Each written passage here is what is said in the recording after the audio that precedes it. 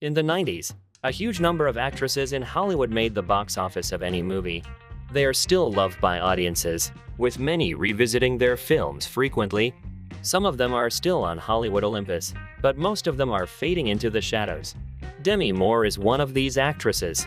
In the mid-90s, everyone knew her. Fees reached astronomical amounts of money equal to the budgets of quality projects, but quickly climbed to the top and promptly got out of there. With each new movie, criticism around Demi became more and more, which eventually led to the fact that the actress has decided to almost end her career. Today we'd like to look back at the rise and fall of Demi Moore, around whom all the studios and producers in Hollywood were running around. At the age of 16, Demi moved out on her own. She dropped out of high school during her junior year to pursue a career in entertainment. 3 weeks before her 17th birthday, she met rock musician Freddie Moore, who was married to another woman. 6 months later, at 17, Demi Moore married the recently divorced rock star. Moore's first significant role came in the 1984 comedy, Blame It on Rio. Moore played Michael Caine's daughter on A Family Getaway. As this is a remake of a French farce, sexual hijinks ensue between Caine and his best friend's daughter. Blame It on Rio bombed at the box office, which could be blamed on the terrible reviews it received. Later that year, Demi Moore starred opposite John Cryer in the comedy drama No Small Affair. She was not at all surprised by the failure of this film at the box office and not by its low ratings. It was surprised that the second project actress gave her the lead female role in the movie, which was released in cinemas. Success took little time, and in 1995 Moore officially joined the Brat Pack with St. Elmo's Fire. Several studios passed on St. Elmo's Fire. According to the director, Joel Schumacher, the head of one major studio called its 7-member cast the most loathsome humans he had ever read on the page. Finding 7 young stars proved a challenge. At the time of filming, Demi had a drug problem like the character she played in the movie. Schumacher became frustrated with her when she showed up to work high. He made her go into rehab to finish the film. St. Elmo's Fire received primarily negative reviews.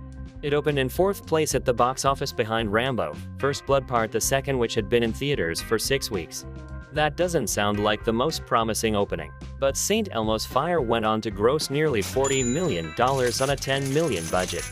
The actress says that after this role, she began receiving many proposals. And for her next film, Moore requested a fee of $300,000 was the melodrama Edward Swigs About Last Night. Moore was lucky again with a budget of $9 million. The film grossed $39 million at the United States box office. The next victory for the actress was already on the romantic front. In 1987, Demi married her second husband, Bruce Willis. At the time, Willis was still on the TV show Moonlighting. Die Hard, which would cement Willis as an action star, wouldn't come out until 1988. Willis was 8 years older than Demi, but he still had a little hair left. It would only last for a while. Many people attribute the actress's rise to her new husband, but at that time, their star statuses were roughly comparable. In 1990, when she starred opposite Patrick Swayze in Ghost, it's impossible to deny its cultural impact. The image of Moore and Swayze making sexy pottery is iconic. Expectations for Ghost were non-existent. Neither Demi nor Patrick was considered a box office draw at the time. The movie was a mashup of genres. And yet, somehow, Ghost was a hit. Ghost was nominated for Best Picture in 1990. Demi Moore was nominated for a Golden Globe for Best Actress. And the profits for 1990 were an impressive $22 million turned into $505 million. Demi Moore woke up a superstar. She and Julia Roberts were the main actresses of that time in Hollywood. For her next film, The Butcher's Wife, she received a solid fee of $2.5 million. For this role, she received her first, but not her last nomination for a Golden Raspberry. In 1992, Demi was one of the first to feel that if the movie were Tom Cruise, then the movie would be successful. She agreed to start for $2 million in A Few Good Men. With a budget of $40 million, the film was able to collect $243 million at the worldwide box office. A Few Good Men helped stop Demi's career's free fall. But an A-list star is expected to deliver hits in starring roles. With Adrian Lyne's Indecent Proposal, Demi did just that. The movie co-starred Demi and Woody Harrelson as a young couple, whose relationship is threatened when a wealthy businessperson, Robert Redford, offers them $1 million to sleep with Moore's character. This plausible scenario became a cultural touchstone, as women across America asked their husbands and boyfriends if they would whore them out for $1 million, and millions of husbands and boyfriends lied. Indecent Proposal got mixed reviews, but it turned into an event movie that reshaped Demi's career. Actress was nominated for both an MTV Movie Award and a Golden Raspberry. Surprisingly, financially the film was even more profitable than A Few Good Men, and with an even smaller budget was able to earn over $266 million. After a number of the last three films had brought together more than $1 billion box office receipts, studios could not resist inviting the actress to all sorts of projects for incredible fees. For disclosure, the fee was already as much as $5 million. The actress said that the preparation for filming was one of the most difficult in her career. A month before the start of filming, she gave birth to her third child and had to get in shape as soon as possible. This film is also known for the fact that a few years after the end of filming, Demi Moore was accused of sexual harassment. The wrench guy claimed he was molested on the set, and when he turned Demi down, he was fired. The case went to trial, but there for lack of evidence, it was dismissed. At the box office, film with Demi again broke the $200 million mark and grossed $215 million. Reviews for Disclosure were mixed, but it was another hit that helped cement Moore's image as a sexy screen vixen. For her next film, Demi Moore wanted to do it so badly that she did it for next to nothing.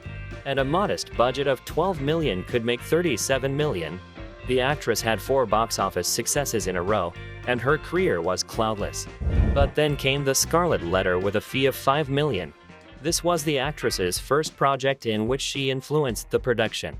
If the actress did not like how she looked after the shot of the episode, she demanded to reshoot everything.